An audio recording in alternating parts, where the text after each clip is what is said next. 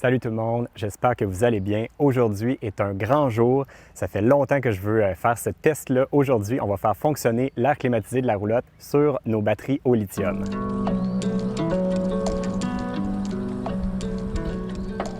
Pour arriver à faire fonctionner l'air climatisé sur les batteries, ça me prend ce petit appareil-là qui s'appelle le Easy Start de la compagnie Micro-Air. Ils m'ont envoyé ce petit bidule-là pour faire le test et l'installation aujourd'hui. Dans le fond, cet appareil-là va se brancher directement sur le toit dans l'air climatisé et ça vient réduire l'ampérage de départ. Donc, plutôt que de monter à 30 puis de redescendre après ça à 12-13 ampères, lui, il va faire que ça va monter graduellement de 0 jusqu'à 12 ampères sans jamais avoir cette grosse surcharge-là en démarrant l'air climatisé. Fait que ce que ça va nous permettre de faire, c'est pas juste l'utiliser sur nos batteries, mais aussi ça va nous permettre de l'utiliser quand on est branché dans une prise de courant ordinaire sur du 15 ampères. Ça va nous permettre aussi de peut-être changer éventuellement notre génératrice qu'on a présentement une 3200 watts. On va pouvoir la changer pour une 2000 watts. Puis ça va pouvoir me permettre de la faire fonctionner sur mon onduleur qui est un 2000 watts aussi. Fait que si votre VR possède deux airs climatisés sur le toit et que vous avez besoin d'un service de 50 ampères pour les faire fonctionner les deux en même temps, en installant un Easy Start dans chacun de vos airs climatisés, vous allez être en mesure de le faire fonctionner sur du 30 ampères au lieu de du 50 ampères. Fait que c'est un autre des avantages du Easy Start. Fait que sans plus tarder, allons installer ça. Donc, la première étape de l'installation, c'est de débrancher l'électricité et de fermer les disjoncteurs par rapport à l'air climatisé pour être certain qu'il n'y a pas d'électricité dans le module sur le toit directement.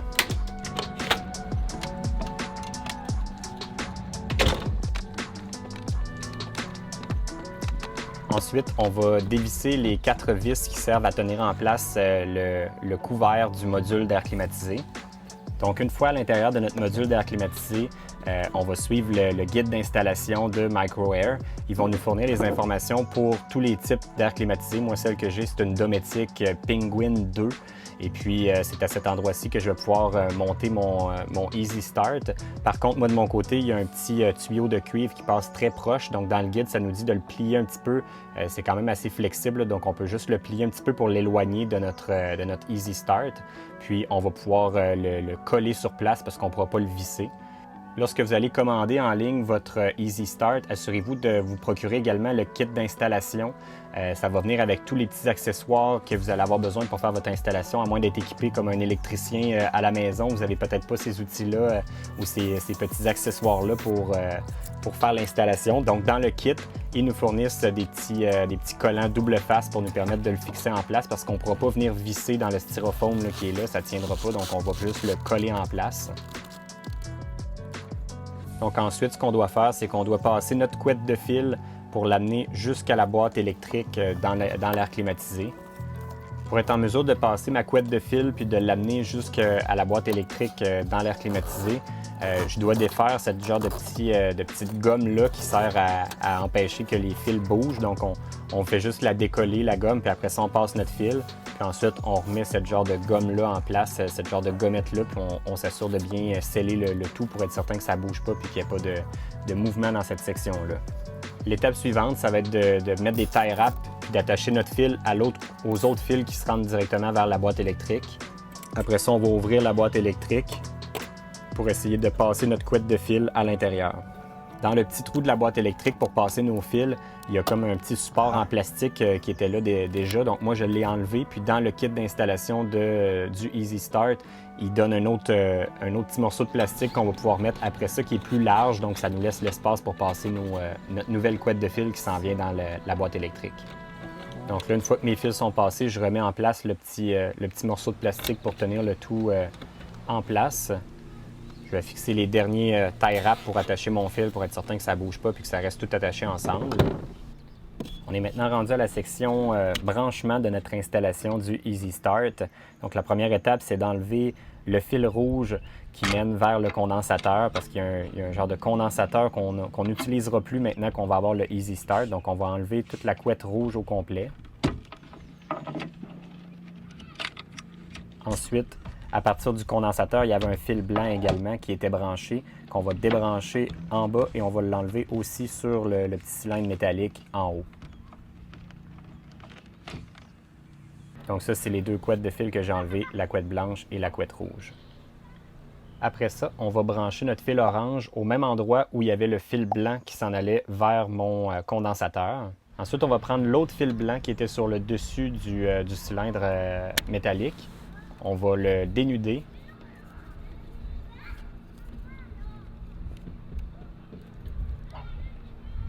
Et puis, on va connecter notre fil brun qui provient de notre Easy Start. On va le twister avec. Et puis, on va mettre un petit connecteur qui est fourni dans le kit d'installation. On va venir le pincer pour qu'il soit bien tenu en place. Puis, on va mettre un petit peu de tape électrique pour être sûr que ça ne bouge pas.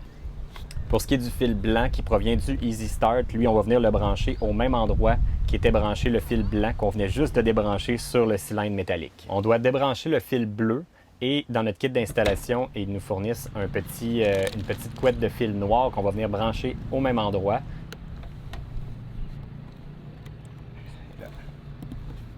Et on va venir connecter cette petite couette de fil-là avec le fil noir qui provient du Easy Start. Le fil bleu qu'on venait juste de déconnecter, on va venir couper son connecteur, on va dénuder ce fil-là et on va venir le rejoindre avec nos deux autres fils noirs qu'on vient juste de coller ensemble. Encore une fois, on va venir insérer notre petit connecteur. On va utiliser les pinces pour bien coller le tout ensemble pour pas que ça bouge. Et on va mettre un petit tour de tape électrique pour que ça reste bien en place.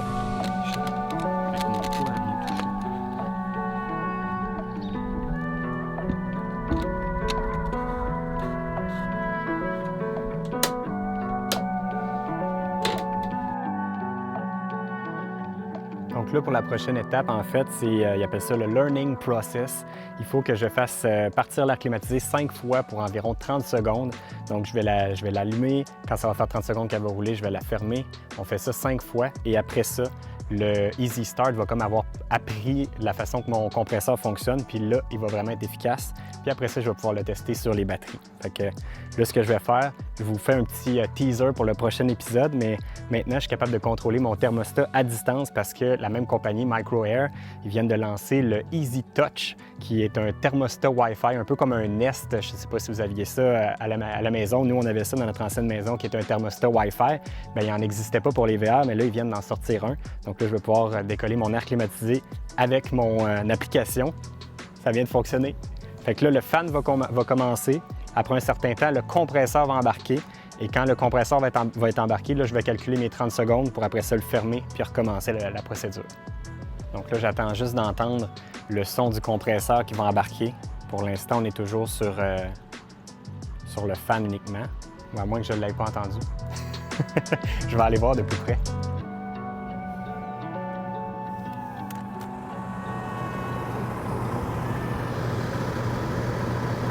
Ah oui, il a clairement embarqué, bon. Fait que je peux commencer à compter mon 30 secondes. Je vais aller voir en dedans pour être sûr que l'air est frais. Yep. Ah oui, c'est définitivement frais, fait que là, ça fonctionne. Fait que là, je vais attendre que ça fasse 30 secondes, puis après ça, on va arrêter ça, puis on recommence 5 fois.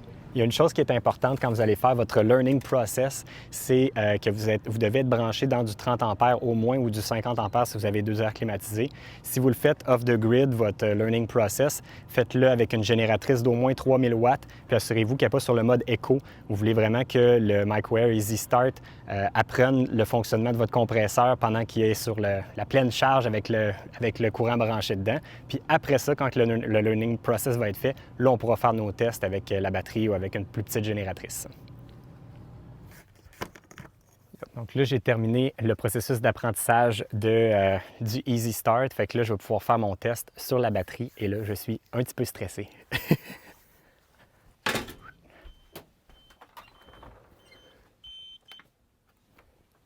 Donc là, je vais aller fermer mon breaker ici. On va allumer l'ondulateur. Comme si on était off the grid dans la nature. Et là, je vais lancer avec l'application Easy Touch mon air climatisé.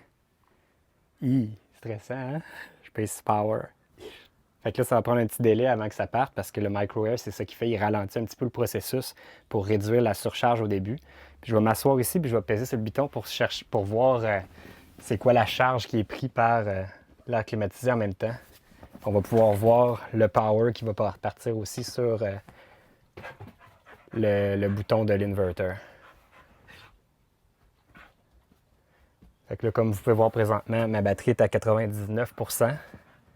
On voit le courant, là, présentement, on est très bas. Là. Ça, c'est juste l'utilisation de base de l'inverter puis les quelques petits trucs que j'ai de brancher, mais j'ai presque rien de branché qui tire beaucoup de jus en ce moment. D'après moi, l'onduleur, il va se lamenter un petit peu au début.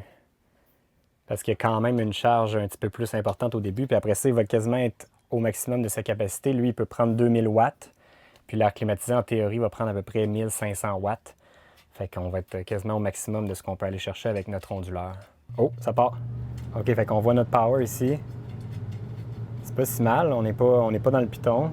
On voit ici mon 15 ampères. Ça marche, j'en reviens pas.